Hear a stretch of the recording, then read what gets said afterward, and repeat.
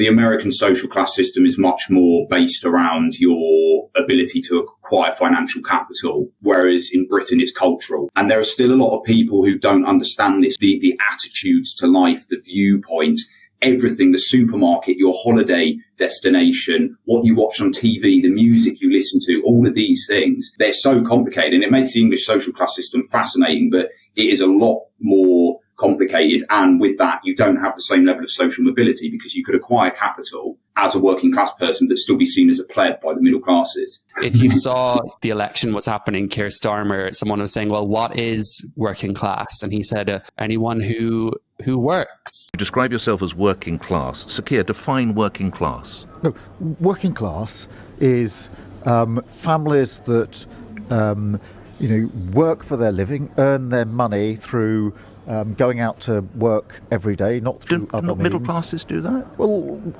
working class families have the ordinary hope to get on in life. I mean, this has been Don't the story. Middle classes have that? Yeah, as of course well? they do. Of course they do. So what's the distinction? People will say to me, "Well, look here. You've come a long way. Yeah, but you went to state school. Yeah, but that is the ordinary hope of the working class, which is to have a decent education, to get a decent secure job, to get a car, to get have a nice holiday, to have But a isn't house. that the middle class too, Sir Keir? Everything you just listed? No? It is, yeah, it is. And that's why many people go on their life journey from what you might call working class to middle class. They despise their politics. They despise the fact that the working class are socially conservative culturally in the most part, right? They're actually the ones who are saying, no, we don't want loads of immigrants coming in because they're going to come into our communities. It's not you living in your terraced house in Hoxton that is going to have to deal with the cultural tensions of bringing in first-gen migrants